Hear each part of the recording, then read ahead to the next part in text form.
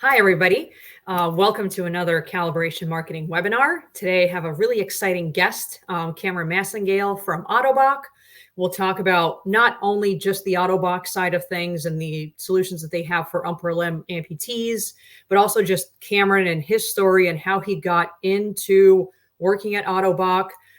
He is a myoelectric prosthetic user himself. So we'll talk about some of the other tools that he uses, when those are appropriate. And we encourage you to ask us any questions that you may have. We will try to address as many as we can throughout the webinar. But just a little bit of housekeeping before we get started. I apologize for the wonky landscape that all of a sudden changed on the slides, but Calibration Marketing, I started earlier this year after almost 9 years in O&P, overseeing product and marketing in a couple of different organizations. I started to see a need for marketing support in other organizations and smaller entities and clinics. And those entities simply didn't have the bandwidth to take on the marketing that they needed to, or they were not able to onboard a full-time person. So that's what Calibration Marketing offers, small ad hoc or project-based needs and to solve those. So I encourage you to check out calibration.marketing. That's my website. But without further ado, I will include Cameron Michelangelo here from ottobock, and he'll share a little bit about himself. He is the upper limb national director for ottobock. So share a little bit about yourself and anything you think that might be interesting before we really jump into things. Yeah, definitely. Good morning. So my name's Cameron. Yes, like Linda mentioned, I am a right transradial amputee. I've been an amputee for just over a decade now. June 6, 2014 was my day. It's funny how a lot of traumatic users or traumatic amputees remember that fateful day that kind of changed their life. I never really say for the worse or for the better, but just change their life in general, right? It usually kind of throws you on some sort of different path. Obviously, it threw me into this industry, hand or head first.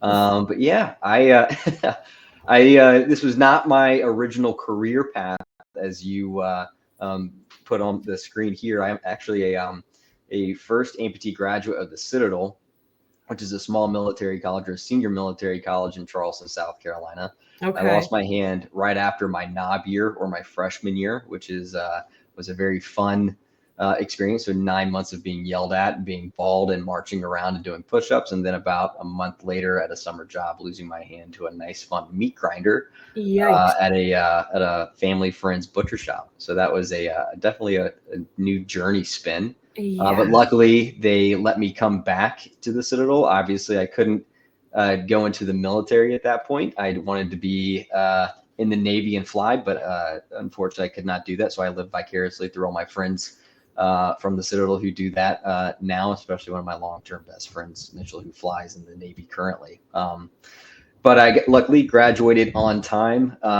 with honors somehow after, losing my hand, also doing summer school to catch up and graduate with all my classmates, and then ended up going into the industry. I worked with a few prosthetists while I was at college, enjoyed working with new amputees and wanted to find my way into the upper limb industry, and then found my way at ottobock as an upper limb key account manager. I covered half the country on the East Coast, so a nice small territory supporting our customers and our sales reps, and really got to work directly with upper limb clinicians and new upper limb users, existing upper limb users, and did that for, I guess, 6 or so years. Or excuse me, sorry, I did that for about 4 years, and then now I lead the upper limb sales team nationally, and which is help awesome. out with. Yeah, so it definitely some fun career growth within ottobock. And staying upper limb specific the entire time, and that's really where my passion is. It's a very niche market. There's a lot of stuff on the market currently, and I just try to be as good of a resource for new and existing amputees in the field. So and I'm sure it certainly helps bring that personal kind of personal story to whoever you may be working with or any users that you may be seeing, or new clinicians that are kind of coming into upper limb? Because as we know, not everybody sees enough upper limb cases to really know what to do with them properly. Right. So I'm sure that's based on your personal experience and just everything, all the information you've collected over the last 7-ish years. It's tremendously impactful to those that you're working with, both at ottobock and outside.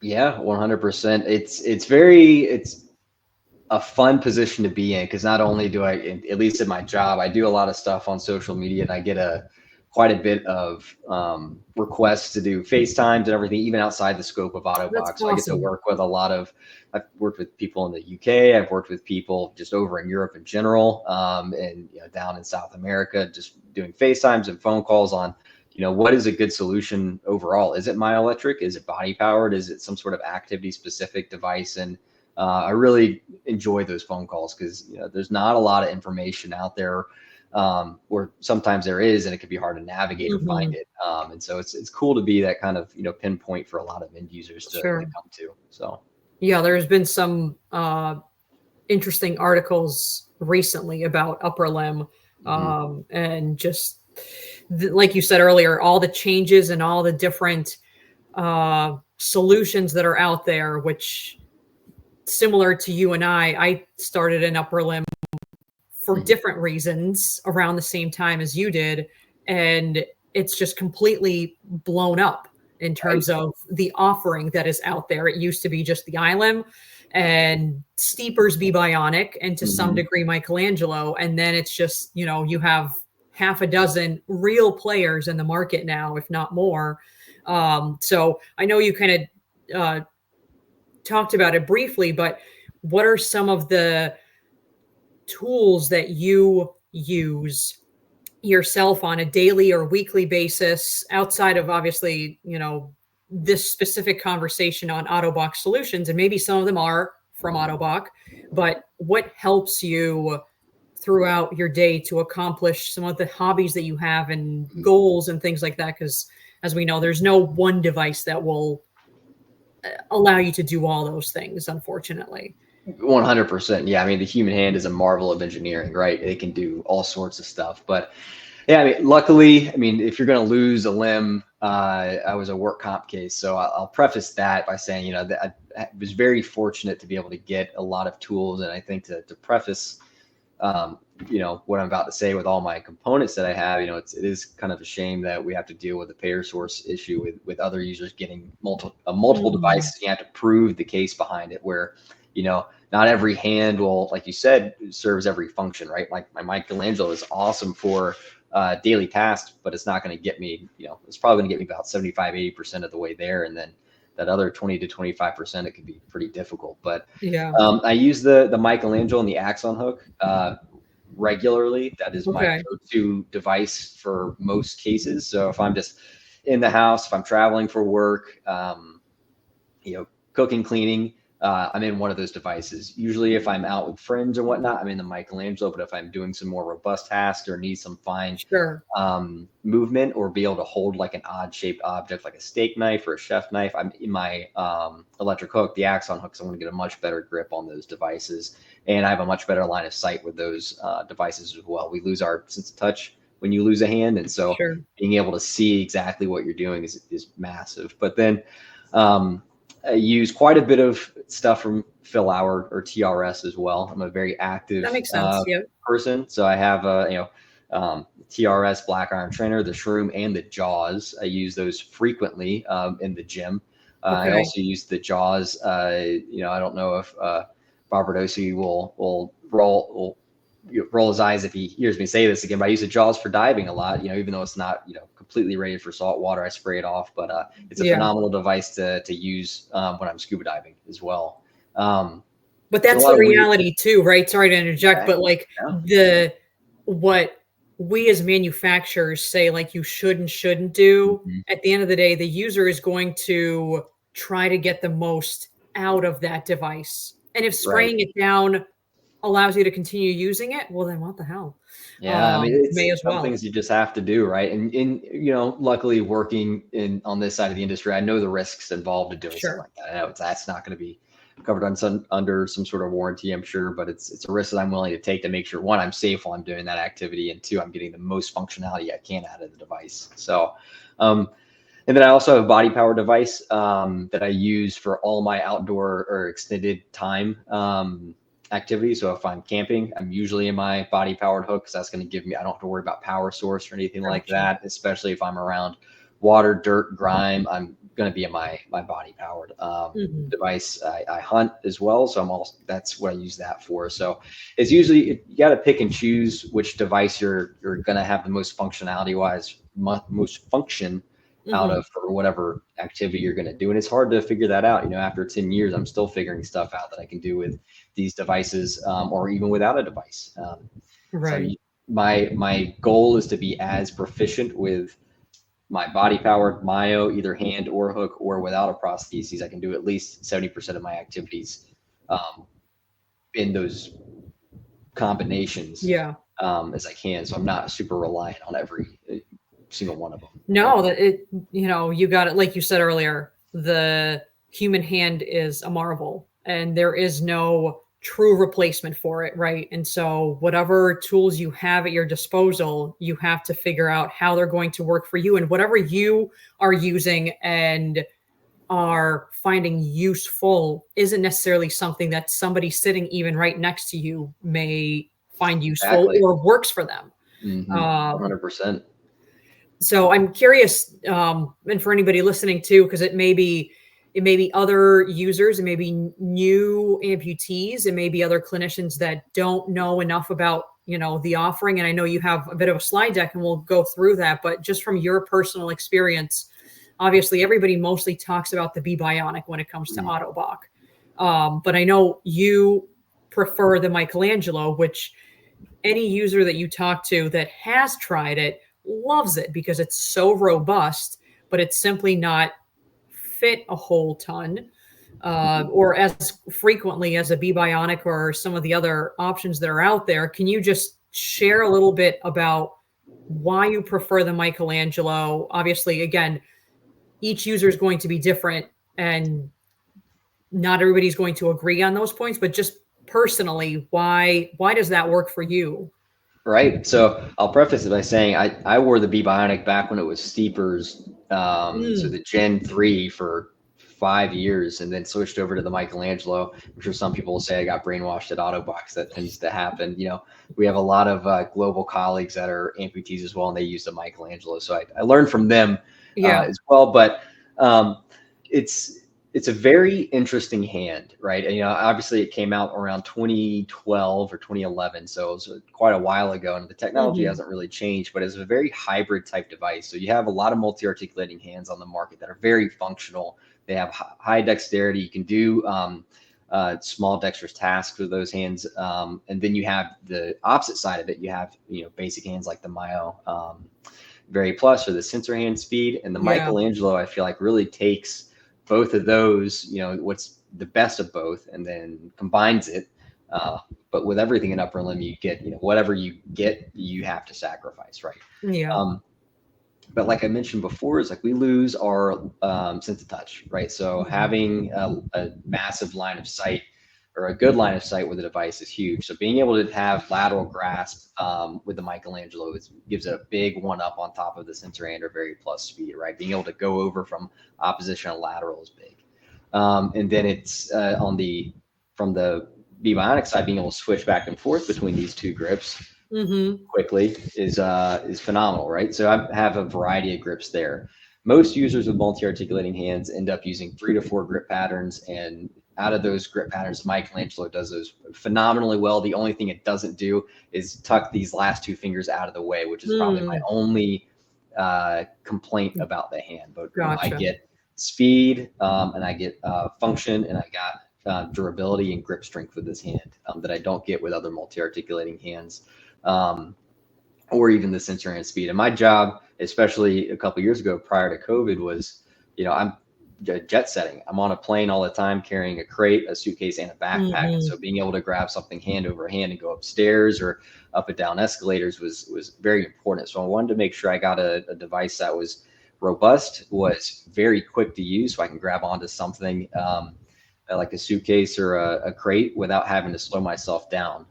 The thing with the Michelangelo, it has a program called 2Multi, and without getting too into the weeds with it, is that I'll see if I can demonstrate it here a little bit. I probably should not have put it on blur, but whenever I send a close signal, you're going to see the hand open a little bit and then close. So if I can rotate, you see that? I just sent one signal. So instead of having to extend and then flex, I'm just flexing, the hand opens and then closes around the object. So it's really reducing the amount of mental strain that you have to do or think about whenever you're grabbing objects, thus reducing the amount of errors. Obviously, you just saw me do an error with a little bit of pronation, but it's reducing some of those things as well. It also has a very lifelike it does, aesthetic to it, because it has a little built-in ulnar deviation, as well as it goes back to a neutral position over time, which can be set by the CP. So after, for me, I believe it's about 2 seconds after I open the hand, and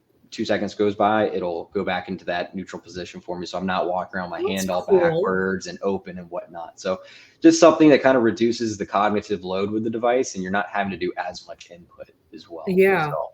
I had no idea. I know we'll probably see each other at AOPA next week, but I'm super excited. Like, now that I know that, because I honestly don't know enough about the Michelangelo. So you can school me when I'm there. For sure. Yeah. My tagline with everybody is there's elegance in the simplicity of the hand. And that usually is enough to get someone to talk to me about it. So in that the ease of use and the durability are certainly things that I have heard about the Michelangelo and why people like it. And without going down rabbit holes, as we said, we will try not to if we don't have to. But when it comes to socket fit and like OT, take me back to when your accident happened. And share whatever you're comfortable sharing, but like, did OT play a role in helping you get to where you are? And then, like, what did your socket journey look like? Because to many, it can be a very tough start until they find either their limb settles down, or they find the right clinician that can actually fit them with the right socket, or whatever that may look like. But too often devices end up sitting in closets because the user is saying that the device sucks, but really they have no idea how to really use it because they haven't gotten that support, and the socket keeps sliding off. And so, but they think, well, I mean, this is probably how it's supposed to be, but the device the thing doesn't open, I can't do anything. Let me just, so like, what was that like for you? Yeah. And I mean, everything you just hit on is why we have such crazy rejection rates within the community, right? There's a kind of, on the patient side, there's this expectation that this is going to operate just like the hand you just lost. And it's not. So you have to really, going into the beginning of it, is understanding or having your expectations level set. And, I've had those conversations with new users, and a lot of emotions are taking place at that point. So you have to kind of coax people. But my journey, I was very dead set and motivated. I didn't want to end up, my biggest fear at that point was I'm going to amount to nothing. I wanted to go in the military for my entire life. My heavy family history in the military with flying and everything. So that was my goal, right? And so I'm like, wow, I can't do that anymore. What am I going to do? So I was very motivated to become independent again. And I think that's a big thing a lot of new users need to get. And I understand you're going through the 7 stages of grief. You're trying to refigure out your new normal. So it's not an easy thing to do, right? Sure. But luckily, I had a very interesting start to my prosthetic career, or not career, but journey, while I was still in the hospital. So I was in the hospital for about a month. I lost my pinky and ring finger immediately, and I broke my wrist in 7 places. I wore the meat grinder to the hospital. They didn't know what happened. It was a whole mess. And so about halfway through my stay at the hospital, I went septic. And at that point, I was very sick. I was on all sorts of crazy pain meds. And my parents, I was 19, my parents had to make the decision whether to amputate or not. And then a couple days after that, and kind of getting used to it, this was definitely a gamble on these people's part, but it paid off for them. But I had another end user come in, a bilateral, Okay. who lost his limbs on a motorcycle accident, transradial and transhumeral. And so he walked me through, expectations in general about different devices, it was very real and very upfront about how these devices worked. And then my now prosthetist walked in after him and basically gave me the step-by-step guide of what's going to happen. And for the most part, he was correct on what the journey looked like. And Yeah. so it's very experienced upper limb practitioner, John, down in South Carolina. Love him to death. I still drive 3 hours to go get fit by him. And that's the reality too, right? Because initially, sometimes you just want to find somebody that's local because you think that's the right thing. But unfortunately, that may not be the right solution. And you do end up just going to the person that you jive with and gets you and can really support you. Yeah, once you find your arm person, they know how it fits. You don't want to leave. So I told him he's not allowed to retire until I'm gone. So he's screwed for the time being. But we went through a lot of different socket fits. So he fit me with a body powered first one because we're dealing with atrophy and swelling and all sorts of crazy stuff with wound management. That's the easiest thing to get on. And then another couple months later, we started going into Myo and then working through socket fit there. And I'll say, socket fit is never the most comfortable, especially post injury. You're still dealing with all sorts of either phantom pain or just wound pain in general. And so it was difficult wearing it for the first time, but I got referred over to OT. And like a lot of occupational therapists, she had zero experience with upper limb amputees, but I was very fortunate that I got a motivated OT, and she did a lot of work outside of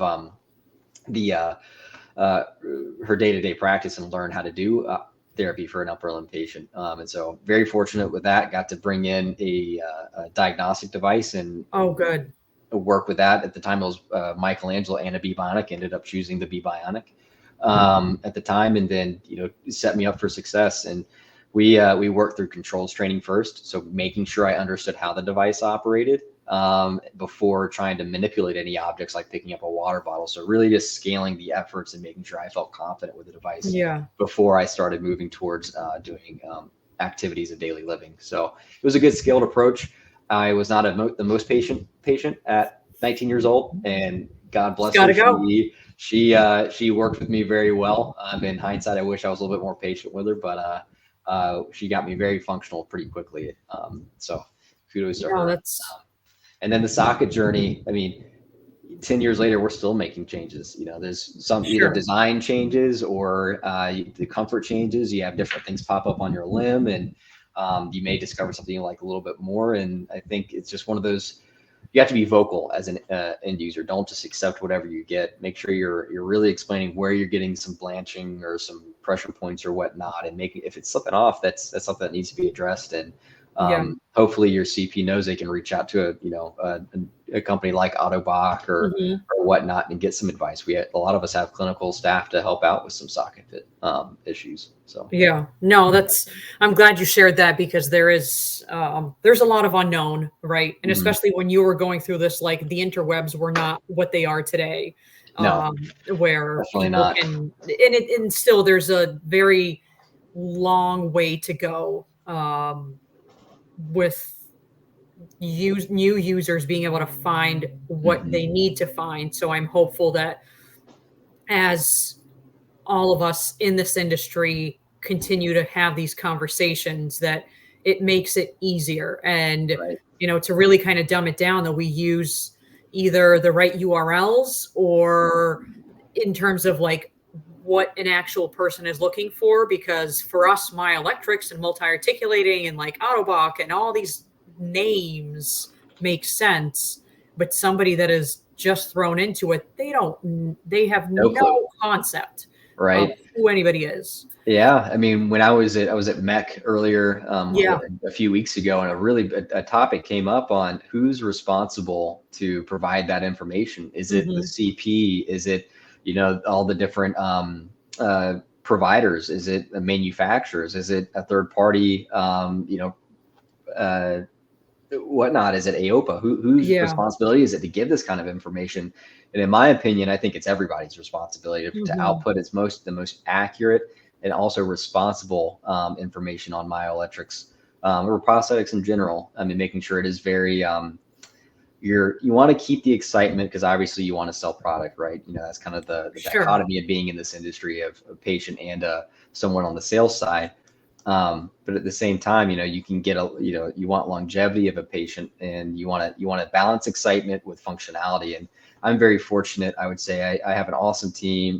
My market manager, Amy, on the upper limb side is phenomenal.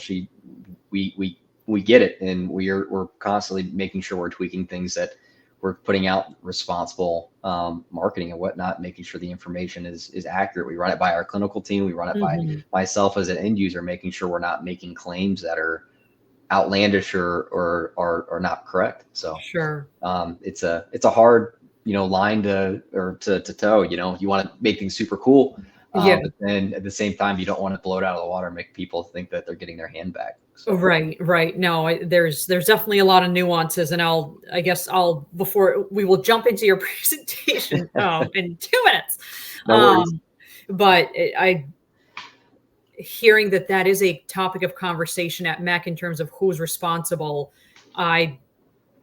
From my point of view, I do feel like it has to be a third party, or like an AOPA or something like that, so that it doesn't feel like there is necessarily bias, or that something specific is being pushed. Not that hopefully any one manufacturer is going to push an agenda, because at the end of the day, we're all trying to supply the users and those that need any of these devices, be it upper, lower, partial, whatever the case is, right? Orthotics. We're just trying to give them the right solutions. And so I'll name drop a little bit. My last webinar was with Elevate Movement, and Kim DeRoy shared that they are intending on starting a website called Dropfootcom. And I was like, Kim, like, that is what is needed, because that's what people are looking for. Right. Yeah. That's the word. And so if it's there, and obviously you have to do a lot of work to make sure that it gets up in the Google searches. And so I kind of had something up my sleeve when he said that, and I was super excited, because I've been working on a different project on partial hands. And so we just launched amputee.com. Nice. And the goal is to, again, collate information from clinicians, from users, from surgeons, from manufacturers, and just have it be a resource. Foundations and organizations, like, where do people go? Because too often there isn't any kind of support network. So I'm hoping that, more of that continues to happen, because all of us can't just go it alone. 100%. Yeah. Passion projects.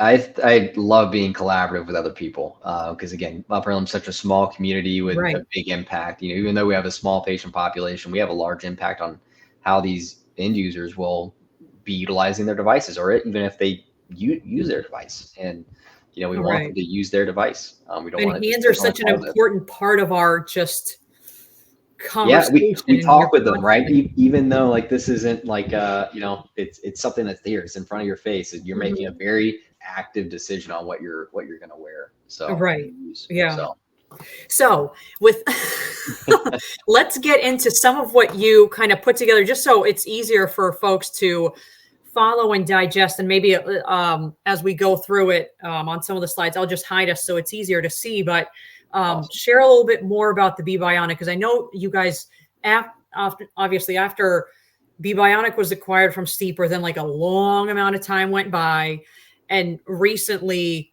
last year-ish, there were some new changes that were rolled out to it. So, like, I'm curious to know what some of those were and why, and and where it stands today. For sure. Yeah, definitely. I don't want to be too salesy on this kind of stuff, so I'll keep it semi-high, medium level with everything. Yeah. The bebionic hand's been out for a long time, so I don't want to bore everybody with it. But there may be new users who have no idea, right? So, like, exactly, do what you need to do to share what this is. For sure. Yeah. So the bebionic is ottobock's version of the multi-articulating hand. Like you said, we acquired it from Steeper back in 2017, and since then it's undergone a couple different. I don't want to call it upgrades, but I'll say refreshes and whatnot, because largely the functionality has stayed the same, right? You're still going to have a 14 potential grip patterns. 8 can be loaded into the hand. The thumb is still manual from opposition to lateral. So that you have to pre-position with your sound side, right? Right. And then you're still getting the same type of grip patterns, and we're still using relatively the same software. So overall, it's a very standard multi-articulating hand, and it's a two-way street, right? It's not the most bells and whistles, but it's a very simple multi-articulating hand to use, from being able to manually input the and move the thumb from oppositional lateral to using the button on the back of the hand. You can see on that the pearl white hand there a little bit better. So usually you're going to see a less cognitive load when you're utilizing the bebionic than you might with some other devices, right? We're having to figure out how to shuffle through all these grip patterns and get to them, and we can set up the bebionic to be very, very simple to use for most end users, right?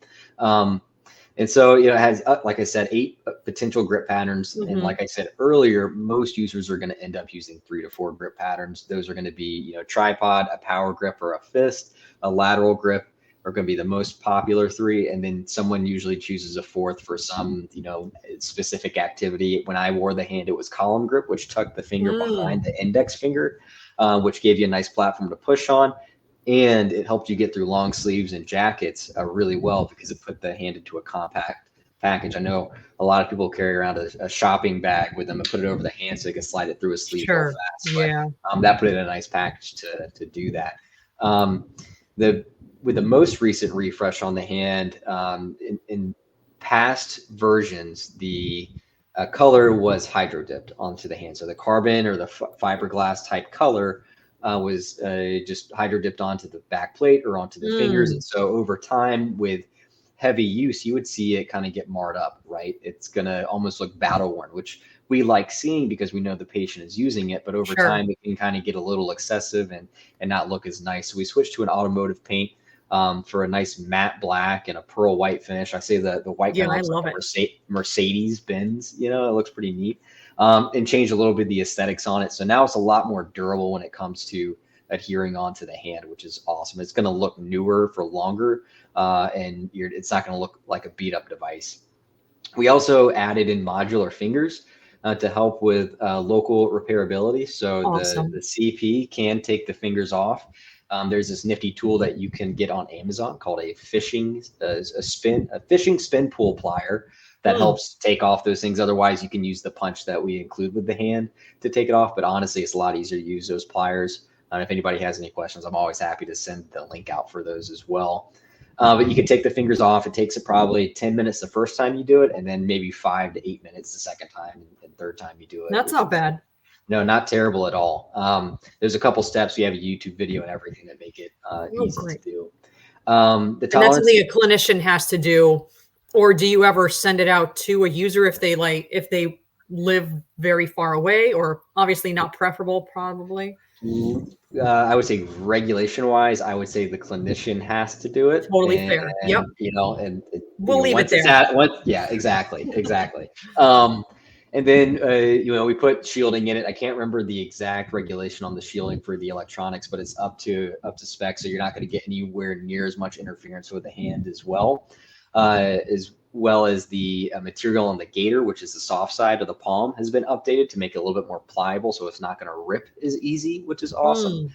And on the palps, on the fingertips, the material is also changed to be more durable and stay in the medium hand a little bit better. Now there's holes on the back of the fingertips. So when the plastic is pushed or injection molded in, it kind of mushrooms behind the frame, and it's going to stay on so much better. And then we have the 3 different wrist types. We have the EQD, which is the most popular. the flexion unit, which adds about 1.5 inches of length. So it's not available, most users can't get this unless they have room for it, but it adds 5 different positions of locking positions, 2 in extension, 2 in flexion, and 1 in neutral. And then we have the short wrist for those who are long transradials or wristus artics who want a multi-articulating hand but may not have room to do an EQD type wrist. So it's a great hand. I would say this is a light to medium duty hand. This isn't something that I would recommend to use for people who are looking to do farm work, construction work. It's not for that type of usability. But it is a very functional device, and there's things I still miss about this hand. It was much easier, for example, it's much easier to tie shoes with the bebionic than it is with the Michelangelo and other small things that you have to grab onto. The bebionic is so much better at, because the fingertips come down to it almost like a point, and you get much better grip for it. And with the Michelangelo, the fingers and thumbs are they're thick, right? So it's harder to see and grab onto small objects. The hand's super easy to use, and again, can be made simple for a lot of users, and then grow with them and start adding grip patterns as they need it. As well as compatible across the board with all of our components outside of the Axon system, which is what I'm wearing, as well as other devices from other manufacturers as well. So it's a great all-around device. I see a lot of people wearing it without a glove. Do you have to wear a glove? What's the deal? No, definitely you do not have to wear a glove with this hand. Personally, I prefer to wear it without a glove, and I think most people like to do that as well. It's not waterproof, and the glove does provide some sort of protection from dirt, grime, and moisture, but with any glove with 5, small motors, it's going to slow the hand down a little bit. It's going to reduce noise, but so again, everything's a give and take with upper limb. So definitely it doesn't void the warranty or anything. So feel free to wear it without a glove. Okay. No, that's definitely good to know, because I think most people don't wear gloves, and then, they're told that they have to or what have you. But exactly. And then I always love to touch on our speed hands, right? They kind of get overglossed, especially on the marketing side, because they don't have the glitz and glam that multi-articulating hands do, right? They serve a very specific and functional purpose, right? And that's to open and close and be highly durable, very fast, and have high grip strength, right? And so this is our workhorse. I mean, the predecessor of this hand came out in 1969, and there's been plenty of upgrades to this hand over time that you may not be able to see because the shell looks the same, but on the inside, a lot of stuff has changed over time. It's you get long-term battery life out of it, high durability and functionality. And the one thing that you do miss is having that ability to go into the lateral pinch, right? Gotcha. So it's more of like a tripod. Exactly. So this is a hand that, if you have a heavy duty user, a bilateral patient, quad patient, trilateral, this is a phenomenal hand to use, because it's going to stand up to a lot of stuff you can throw at it. It's still not, I wouldn't call a heavy duty hand. I wouldn't call any of our bioelectric hands heavy duty, just because, whenever you start adding torque and force to it, you can, start breaking down the wrist unit or bending the metal on the inside. We've seen some pretty crazy repairs over the past 7 years with these hands. But so I would say a high medium hand use hand with this. And so we have a few different versions of it. The most popular ones are going to be the very plus speed hand, which is just an open and close. You can program it for many different patients, from you just using a single electrode to 2 electrodes. It comes in EQD and short wrist, and then the sensor hand speed is just an addition of a thumb sensor. That if you imagine a joystick on a game controller, whenever you have an object that slips, that joystick kind of starts tilting down. And so that hand will start automatically squeezing to right that joystick back into the neutral position. So again, phenomenal for your bilateral patients who don't have a sense of touch and can't see what's going, or may not see what's going on. It's going to right whatever object and reduce the amount of drops that you may have.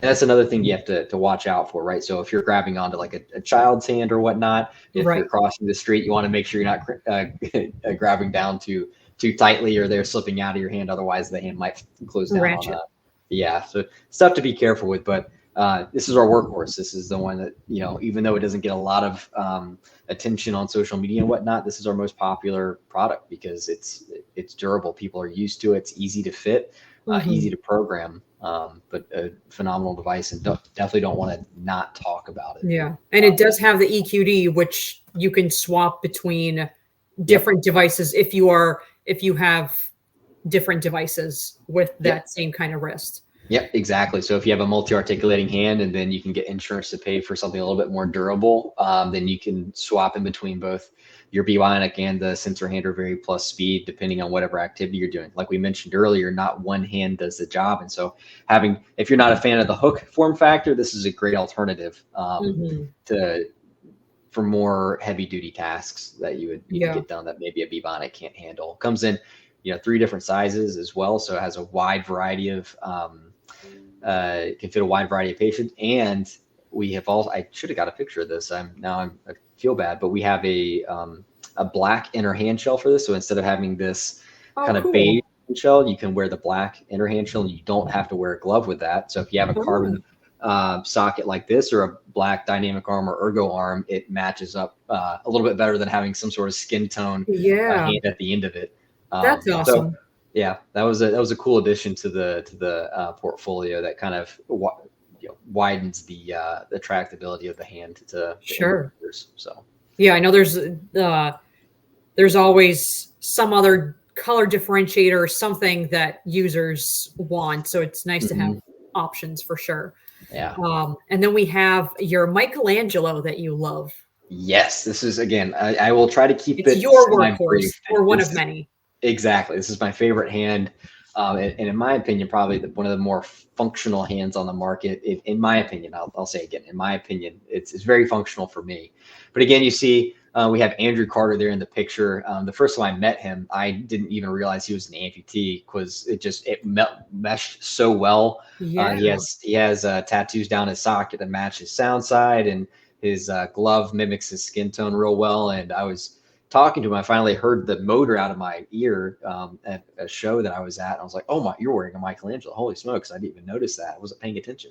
So it can be very anthropomorphic and blend into the end user very well if that's something that you're looking for. I know a lot of people are going towards the more Terminator-esque vibe, and it's becoming more cool to do that. But for your end users that are very sensitive to aesthetics, it's a phenomenal device, and comes in only one size, which is one of the limiting factors, as well as a different wrist type. So it's not that same circular EQD; it's an oval type wrist instead. And so there's pros and cons to that. The con is that it's not compatible with anything else in the ottobock portfolio, let alone other manufacturers' portfolios, besides Coapt, and I believe the IBT glide system is compatible with.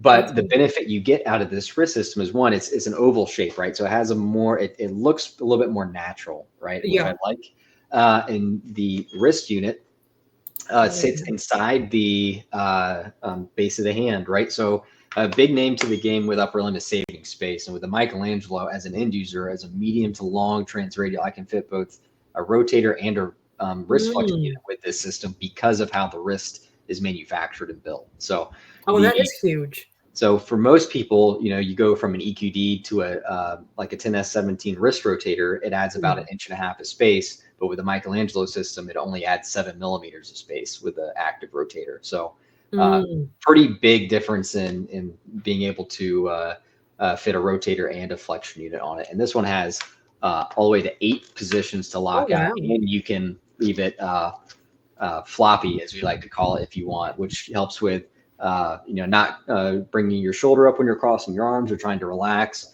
So it's a pretty cool function. And again, highly durable. It's comes in only one size with medium, has a powered thumb that you can either do impulse control, which is just a quick pop on either side, or a co-contraction, or a long open. There's a multitude of ways to program the hand to fit different patient needs and ability to their how they can control their muscles. Very fast, and just my favorite hand, obviously. And then going over to our elbows, this is a very busy slide, so I apologize. But the main message here is that we have quite a few different elbows in our portfolio, from two different fully powered elbows from the Dynamic Arm to Dynamic Arm Plus, to a few different hybrid systems that'll do the Electric Plus, the Hybrid Plus, and the Axon Arm Ergo, which is compatible with the Michelangelo, to body powered and passive. So for any of your transhumeral or higher level patients, we usually will have some sort of solution for them to be fit with that's going to be functional for them. And we have a couple different approaches that some people follow, some other people don't. It all depends on your patient profile and what they can and can't tolerate via weight wise or cognitively. But you can't go wrong with an ottobock device. All the locking mechanisms are built on friction, so they're not ratchet, except in our passive system. So that means whenever you overload the lock, it's just going to slip and it's not going to break the lock, which is pretty awesome. There's a tightly woven spring that wraps around the axis of the elbow. This locking, and you can lock it in infinite positions, and then you usually won't break the lock just from overloading. It'll just slip down. So you might drop whatever you're grabbing, but at least you won't break the elbow, which is pretty nice. Sure. Yeah. All critical components for sure. Exactly, for sure. It's just a resource for people to see and have, and I don't want to go through too much of this without getting down into the nitty gritty. But we do the Dynamic Arm is our fully powered elbow, and then the Ergo Arm Electronic Plus is our most popular hybrid elbow that I would recommend. They come in several different skin tones, as well as jet black, and a couple different wrist circumferences depending on the size of hand that you use as well. So both phenomenal solutions for end users. And again, it's good to kind of discuss these terms that we use, right? Because to a new amputee, they may have no idea what any of this means. So it's good to have that resource for people to screen grab or what have you. And then you also have your own pattern rec, which I've seen, I think only once, but I really like the spider kind of web situation. Right. Yeah. So we launched Myop Plus a few years ago. It does have its limitations into its compatibility. So it's it's only for transradials currently, and it's compatible with all of our components minus the Michelangelo, unfortunately. But it is a really awesome system. We've seen a lot of success. People that have had trouble with Myo devices in the past, where they can't get two distinct signals for open and close, or they're either in a single site or they're not using Myo at all, have been able to get good success out of Myop Plus, even if it's just being able to get 2 degrees of freedom for open and close. And then some awesome usability with why am I blanking on the word? People who were born with congenital. Thank you. Yeah. Because with the spider plot, right, it's something tangible that you can look at and try to move in different points on the screen, right? And it's a really awesome tool for CPs as well, because it does a lot of self-diagnosis. So if something is to break, or if you're to lose contact with a skin electrode in the socket, it tells you via color codes on the screen. So when you see all black numbered boxes, you're good to go. If you see a red one, something's either come unplugged or a wire is broken. If it's white, that means you've lost skin contact. So if you atrophy over time and you lose contact, and you see exactly where it is, you can just put a pad behind it or do a little socket adjustment to make sure you're getting good signal representation and contact with the electrode. So it's a really awesome system for sure. Is that something that is this viewable on like a user app, or you have to be at a clinician's office and to be able to kind of see what's happening? So there's 2 versions of the app, the user interface and the clinician interface. The only difference between the two is that the clinician has the ability to adjust the base set, which is your base layer of data to make everything function. So whenever you get fit with Myop Plus, you do a calibration at 90 degrees at full extension, and when you're hanging down to the ground, to get a good idea what the functional envelope looks like. And we don't want patients to mess with that, because if that's not saved, then the hand won't function. As soon as you turn off and turn it back on, the hand doesn't save anything, right? And then the end user has the ability to turn off grip functions. They can turn off the wrist rotator. They can add recordings to it if they want. They can add new grip patterns as well. So if they just have open and close in fist, but they want to get tripod, they feel confident they can reprogram tripod into the grip or into the app for them and then use it. So it's highly, there's a lot of customization that the end user can do with this app. It's pretty cool. Even adjust the sensitivity. So if you're getting some weird, your microwaves going on, your hands rotating for some reason, you can filter that out in the app. So it's a lot of pretty cool things. But the danger is you can turn everything up and all of a sudden the hand won't recognize anything. But there is a, oh no, I messed up button, and it reverts everything back to default for you. So we all mess up sometimes. I mess up all the time. So it's nice to have the oh no, I messed up button. Yeah. It's the that was easy button from Staples.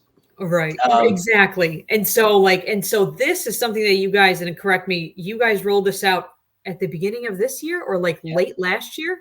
Okay, beginning of this year, which I was super stoked about because I think it's something that is really needed. And I feel like, I don't know why, especially as you shared, like you were fortunately, a work comp case, right? But for those that aren't, they only get 2-year warranty because Medicare won't pay for those extra years, even though it's supposed to be a 5-year product and you can get up to 5 years. So the fact that you guys have this confidence plan, and I'll hide us just so if people want to screen grab this, but you've made some big changes. Yeah, 100%. So this was a passion project for us between Amy and myself and our service department. One, this is selfish as well because it helps me out as an end user too. Love a good passion project. Yeah. So the upper limb confidence plan, it runs concurrently. I will say this. So if we have any people who are watching outside of the US and Canada, this is currently only in the North American market. So this is a decision we made at Ottobock North America to create that runs concurrently with the manufacturer's warranty, the 2-year warranty. And what we found with the manufactured 2-year warranty is that it covers defects, right? So anything from the manufacturing process or any defect within the components internally, that's covered. But if you were to drop your hand or if you're grabbing onto the fridge and pulling it open and you snap a finger, that's usually not covered under warranty because at that point it's considered patient damage, which is it tended to create where patients had to feel like they had to baby their device. And if you're wearing a prosthesis, you want to make sure you're using it to its fullest extent, because I would much rather break my prostheses rather than my sound side, right? This takes a lot longer to repair than this is. But, we wanted to reduce any anxiety when it comes to cost. So with a confidence plan, the Michelangelo, bebionic, and dynamic arm are currently the devices that are under the confidence plan. Those are the usually the highest repair type quotes that we see. So we wanted to make sure those were taken care of first. But it's 3 years of no cost repairs. So if your hand breaks or your elbow breaks, it goes into our service center. It gets repaired. No quote is sent back to the customer or the clinician or the patient to submit to insurance. It just gets repaired and sent back to the patient to get refit, and they're on their way. And so it's the idea was to build confidence back into the upper limb device and make sure that you're using it to its fullest extent. Now, this doesn't make the device more durable, but it's will hopefully bring confidence back into utilizing your device to the fullest extent, where you're not worrying about overextending some of the motors or whatnot when you're out and about and doing daily life and work. So we're excited about it. We've already gotten quite a bit of good feedback because it saved a lot of people's but so far, I'm sure. But it's a two-way street, right? This reduces time in our service center, and we can get it back to you much quicker, and we can get our loaners back and get out to another patient. So it helps everybody in the long run. And again, selfishly, this helps me out as well, because now whenever I send in a device, even though I'm work comp, I'm not worrying about it for 3 years. So it's pretty cool. Yeah. No, it's definitely, as I think you touched on earlier, the high rejection rate and just people maybe fit with a device, but they don't end up using it because of silly worries, especially during the first 3 to 6 months when you're not used to this thing hanging off of you, and you may unknowingly bang into something that otherwise you'd be fine. But here you break a finger or, whatever the case may be, and not to have to worry about that and not have it be classified as negligent, which is crazy, but the reality. definitely a nice and much needed change, and hopefully others will follow suit. But 100%. Yeah, it's fun, and it was a big deal internally because it's saving a lot of time for folks as well. And unfortunately, our service department kind of gets when they get calls, usually they're the bad guys, right? And it's just but now at this point, now they're looked at as the heroes because now they can fix it, send it back, and get it back into the patient even quicker than before. So right. it was a needed move in the right direction. Oh, for sure. 100. Yeah. And this can be found on our landing page. So you can Google the upper limb confidence plan by Ottobock, and it's patient forward. So think of like a Geek Squad from Best Buy. It's like the same type of information. So it's patient focused, so they can get a good understanding of what it covers and whatnot, how the entire process works. No, that's super helpful. So I'm glad you mentioned that URL. But I'm also excited about, and especially for those that are going to AOPA, they're getting a bit of a sneak peek at what you guys are working on behind the scenes. And I'm assuming maybe we'll see this at AOPA for those that ask kindly. Yep. So tell me about, I don't know how to say this name, so you'll the SKup Daily Assist. I don't know who comes up with these names, but they don't involve the North American market, and they maybe should. That's all I'm saying. But this thing looks wicked cool. Yeah, I'm excited to get my hand on it for the first time. The one that we currently have in the US is a little bit too big for me, so it comes with 5 sizes that you see. But this was a passion project from our global CEO. One to help out with to get a quick device or whatnot into the hands of Ukrainian upper limb amputees at the beginning. So this launched quickly. The first big batch was sent over to them to help them get a device post amputation. And so this isn't a large, brand new myoelectric device, but I think this is something that can have a large impact on an immediate impact on brand new users, and then also can have an impact on existing users as well. And we don't recommend this for like compression therapy or anything. Okay. But this is a great interim device as we know, we had the 30-day golden period with an upper limb. Anything fit outside of that 30 days is when we usually see rejection rates jump, extremely high. And that's typically when users do get fit. Rarely does anybody get fit within the first 30 days. And there's a lot of factors that, one being the socket fit, having to get that correct, but also insurance and having to get everything approved and whatnot. Because, unfortunately, we don't have the ability to fit these devices, or they're so expensive. And then all of a sudden, insurance pulls back funding and whatnot. But this is an awesome interim device. Once, the wound is healed and compression is done and whatnot, this is a device that you could start doing pre-prosthetic training where you're getting used to wearing something that's tight on the limb. Myoelectric devices are very intimate. They have compression and they can be a bit difficult to wear for new users. So this will get you used to that compression early on, as well as getting used to utilizing an object that's not necessarily your sound side. So we're hoping to see this used in the interim side where patients are waiting for their definitive socket, like a myoelectric or body power device.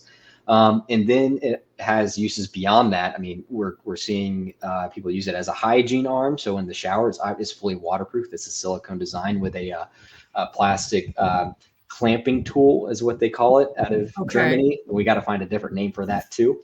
But where you can use your sound side to grab onto a toothbrush or toothpaste or a sponge or even a pan while you're cooking. At the end of the day, if you're an experienced myoelectric user, you want to take off your socket. It's like a very tight fitting shoes, and at the end of the day, thank goodness. And then you don't want to put it back on just to cook, some spaghetti or hamburgers, right? So being able to don this relatively quickly, grab onto a pan, and then be able to stir it without having the pan go everywhere is really awesome. It's silicone, so you can boil it and clean it as well, and it's easy to don and doff for the most part. And then if you see those ridges on the end of the we don't want to call it a liner, but at the end of the device, that's where you can trim it. So you can trim it at different intervals to fit different lengths of limb and everything. Yeah, and all you need is a pair of scissors, it says. Yep, exactly. Yep, 100%. I can't remember what's on the next slide. So maybe, it just talks to the trimmable length a little bit more, which is awesome. And then the final slide just shows a couple different, pictures of being able to clamp different tools. It's a really cool device. Currently, we're calling it the flipper on the internally, which I don't know if I like or not. But it's still cool and pretty awesome device. So if you're going to be at AOPA, stop by. We should have our sample in the US here to show off and see. And again, this isn't a major product launch, but it's something that should have an immediate impact on new users and existing users to help out on those activities where they may not need a full prostheses, or where they're starting to train up to learn how to use a prostheses. So for sure. we're excited to get this in. So, and hopefully sometime in October. So launch fully in October. So be on the lookout for an email from ottobock on when we'll be able to get this out into the field officially. So no, I think that it's those little changes, right? And little improvements that are needed, and solutions that folks are looking for. So it may seem just like a blip on the radar, but I think you'll probably see a lot of great feedback on this and people starting to use it. But before we take off and close this out, I know we're kind of at the hour mark. Anything that you want to leave our listeners with, whether it be a clinician or user, maybe specifically a user, that you've kind of learned or just think is important to note when it comes to upper limb prosthetics, or your personal experience, or whatever it is? Yeah, I think this sentiment holds. I have two things that I like to say. So the first one holds water for both the end user and the clinician. Is don't be afraid to reach out to anybody. So if you find somebody on social media, at a manufacturer, at another office, upper limb is such a small community that it's good to reach out and ask for advice on certain things if you're not 100% sure on a certain device, on socket fit, on whatnot. Everybody has different experiences, and it can share that knowledge with you. It's tribal knowledge that you learn. There's no handbook out there to learn how to use hands. Right. It's all experience. And then the second thing is towards users in general. I learned this from my friend Steven that showed me how to use my devices for the first time. It's the 5-try rule. There we go. 5-try rule. As a new user, it's important to not get frustrated with what you're doing with your device. And if you're doing something new and you can't get it successfully or do it successfully within 5 tries, take a break, take a breather, go do something else that you can do successfully, rebuild that confidence, and then come back to that activity later. This is going to reduce frustration. Frustration is definitely one of the number one killers for utilizing device. And it's going to really hopefully reduce time in that frustration as well. So it's a time saver as well. So try to remember those two things, and I think you'll be successful as an end user. Yeah, no, the frustration level, like you said, is definitely, especially initially, very high. And even again, kind of to bring things back to the beginning, if you don't get the needed support or that OT support, that frustration may continue. And until you do, you may not be able to get as much as you can out of any of the devices that you may be able to get your hands on and utilize. But before we close this out, I just wanted to share, this was the last summer webinar. So I was super excited to have you on and talk more about ottobock and everything that is available, as well as your personal story. And then we have a number of webinars coming up for the end of the year. And we'll do a little bit of a series on clinics and new clinicians and new clinics opening up. So we'll also have somebody that's been around for quite a long time, such as Dankmeyer. So I'm excited to have these folks on as well and share more about what they know of the industry and that perspective. But thank you for joining me today, Cameron, and everybody else that's listening. Hopefully many of us will see each other at AOPA. The slide deck just decided to have a day of its own today. But my next webinar is September 25th. So hopefully those that are interested will join me. It's a sponsor for this partial hand guide that I've been working on, and they are very focused on outcomes. So it'll be interesting to speak to them about that. So thank you again, Cameron. Thank you. Appreciate the time. Yeah, I'll see you next week. And I can't wait to see some of these solutions in action. So I'll be taking some pictures for everybody else to take back. So, but thank you, and see you again next time. Awesome. See ya. Okay.